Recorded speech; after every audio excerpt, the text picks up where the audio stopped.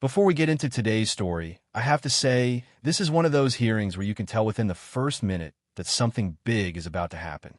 I came across this exchange, and honestly, I couldn't believe how quickly it escalated. A senator started asking what looked like straightforward questions about a witness's previous public statements. And instead of getting simple answers, the entire conversation turned into a tense back and forth over ideology, objectivity, and whether personal political beliefs are influencing testimony before Congress. Stick around because the ending is something you have to see for yourself. Welcome back to The Political Brief, the channel where we break down the biggest political moments shaping America from a conservative perspective.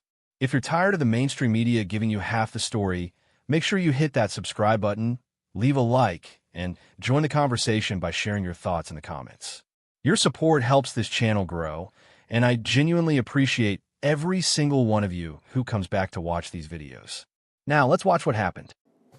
Thank you, Mr. Chairman. I apologize for having to miss the testimony of some of you, and I appreciate you coming today.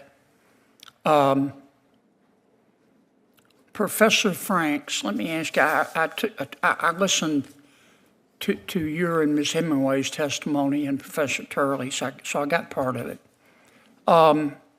As I understand it, your position, Professor Franks, is that I think you used the word myth. It is a myth that the Biden administration used government to compel speech, private speech, but that the Trump administration is doing that. Is that a fair characterization? Yes, that's correct. Okay.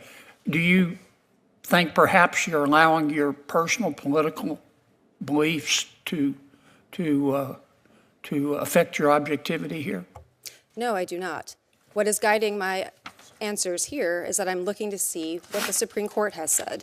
You notice that in the testimony about the censorship industrial complex. I got that part. No, I just got want that to part. clarify. No, but I've only got 5 minutes. Your answer is no, as I appreciate it. Let me ask you a couple questions.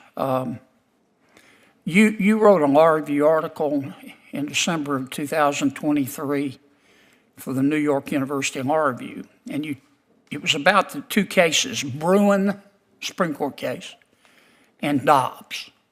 Remember that article? Yes, I do. Okay. In this article, you said,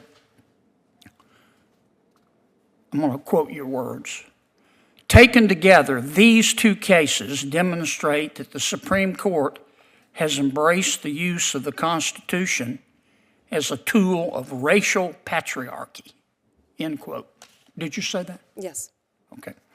And then you went on to say, quote, "When the Supreme Court declares that there is a constitutional right to armed self-defense in public, it openly embraces and promotes a culture that privileges white men's ability to terrorize and kill those that they perceive as threats," close quote. Did I read that correctly? I believe so. Thank you for reading. Okay. And did you also say in that article, I'm going to quote again,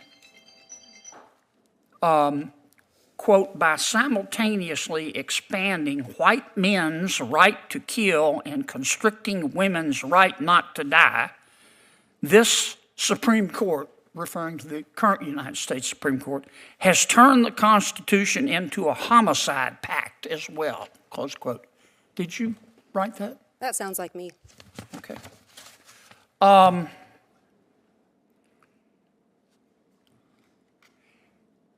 In November of 2024, you tweet, don't you? I'm not sure what the current terminology is for it, but yes, I am sometimes on the social platform that was formerly known as Twitter. Yeah, you're on a lot, aren't you? I'm not sure what the relevance of that is. You try to be provocative on there, don't you? Again, I'm not sure what the relevance Well, of this question is. let me show you the relevance. On November 7th, 2024, from your tweet, here's one of your tweets at 2:41 p.m., quote, "The majority of Americans hate women. The majority of Americans hate women more than they love anything, including democracy," close quote. Did I read that correctly? I am not sure what this has to do with the subject matter of this Did you hearing. say it? I do not have those words in front of me. I probably said something along those lines, but Yeah, what is the relevance of that to this big as hearing? Dallas, right there. Yes. But your political beliefs don't impact your feelings about President Biden or President Trump. I don't have feelings about either of them. What I have Sounds is to me doctrine. like your favorite feeling is anger. Let me ask you this. You issued another tweet. This was in May of 2022. You've just been tweeting up a storm. You said, quote, "There's a reason why the conservative-dominated Supreme Court thinks the Constitution does not contain a right to an abortion, but is convinced that it contains an individual right to possess firearms. And that reason is white male supremacy," close quote. Did I read that correctly? Is there a question in this? Did I read that correctly? That's Is there my a question that is relevant to this hearing? Did I read that correctly? Do you really think that the United States Supreme Court, you're an officer of the court, is guided by white male supremacy? I believe that the First Amendment prohibits the president Did you and other say state that? officials for punishing people for Did their you honestly say that, Professor? I And you believe expect us, that the First as a Amendment, Democratic witness, to take you seriously? Are you kidding me? I believe that you should take You've the First heard of Amendment curb your seriously, sir. enthusiasm? Here's my saying, curb my nausea. I Thank you. believe that you should The take time the First has Amendment expired. Thank seriously. you. Senator Durbin. Wow, that exchange was about as tense as congressional hearings get. From the very beginning, you could tell the senator wasn't interested in making a speech. He wanted answers. He wasn't asking hypothetical questions or trying to trap the witness with complicated legal theories. He simply started reading her own published words and tweets back to her and asking one question after another. Did you say this? Did you write this? Do you actually believe this? Those are fair questions, especially when someone is appearing before Congress as an expert witness. One thing that immediately stood out to me was how often the witness tried to redirect the conversation away from the actual quotes. Instead of simply saying yes or no, she repeatedly asked why the questions were relevant. But here's the thing. If you've publicly argued that the Supreme Court is driven by white male supremacy, if you've described the Constitution as a homicide pact, if you've claimed that the majority of Americans hate women, then whether those opinions affect your objectivity is absolutely relevant. That's not some random political attack. That's basic oversight. Congress invites expert witnesses because lawmakers want informed opinions from people they believe can analyze issues fairly.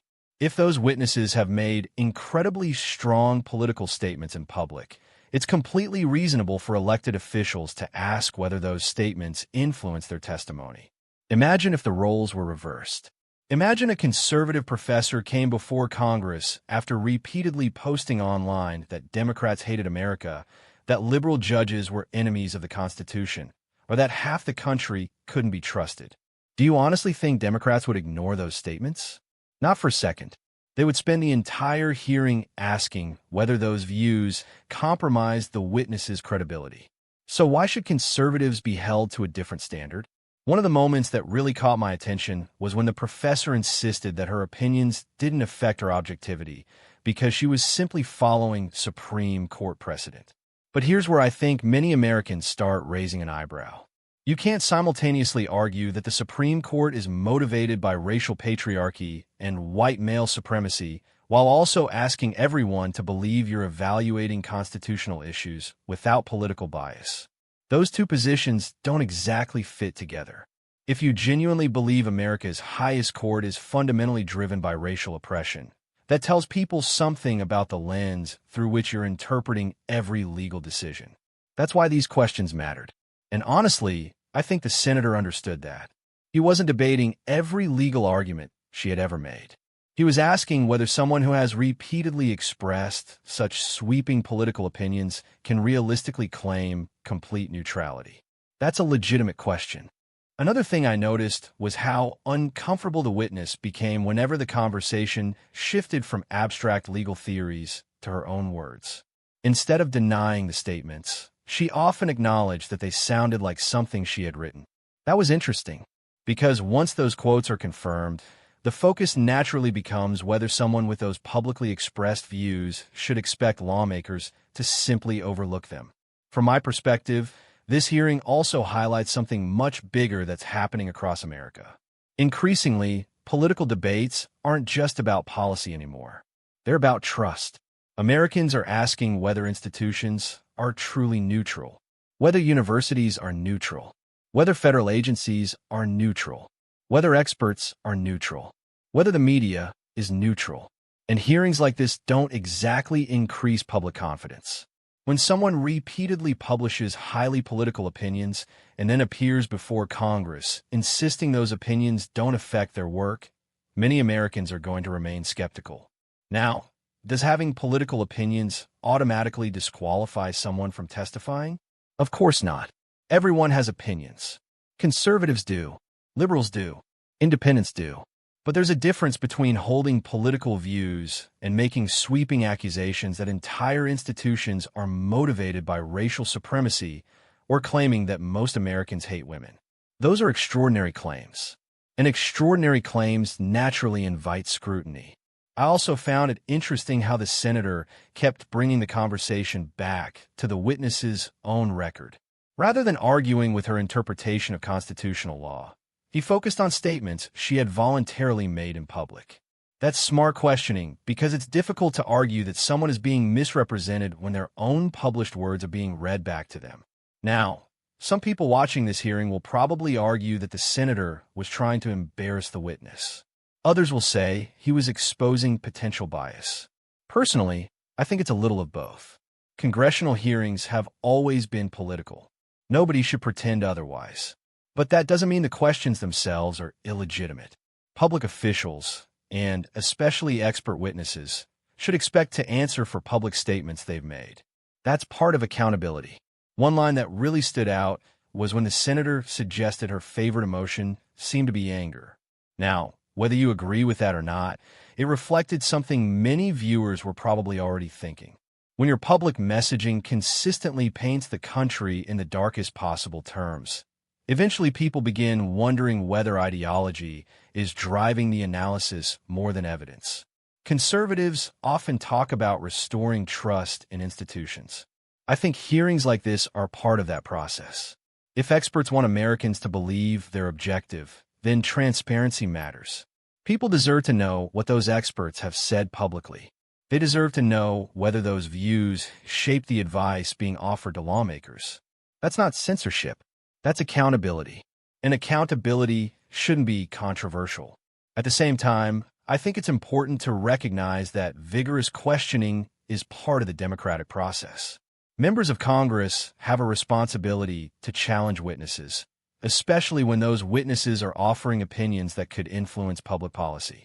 Likewise, witnesses have the opportunity to defend their positions. The public gets to watch both sides and make up their own minds. For me, the biggest takeaway from this hearing wasn't even the final exchange.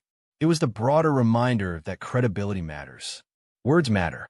If someone spends years making highly charged political statements online, they shouldn't be surprised when those statements come back during a congressional hearing. That's true whether you're conservative or liberal. The internet has a long memory. At the end of the day, I believe Americans are looking for fairness. They want laws applied equally. They want government officials held accountable. And they want expert witnesses to be honest about their own perspectives rather than pretending those perspectives don't exist. Whether you agreed with every question or every answer in this hearing, one thing is undeniable. It sparked an important conversation about bias, credibility, and the role of expert testimony in Congress. Now I want to hear from you. Do you think the senator asked fair questions based on the witness's public statements? Or do you think the hearing focused too much on politics instead of the legal issues? Let me know down in the comments. I read as many of them as I can, and I always enjoy seeing respectful debate from both sides. If you enjoyed this breakdown and want more coverage of the biggest political hearings, congressional showdowns, and stories shaping America, don't forget to like this video, subscribe to The Political Brief, and turn on notifications so you never miss our next upload. Thanks for watching, and I'll see you in the next one.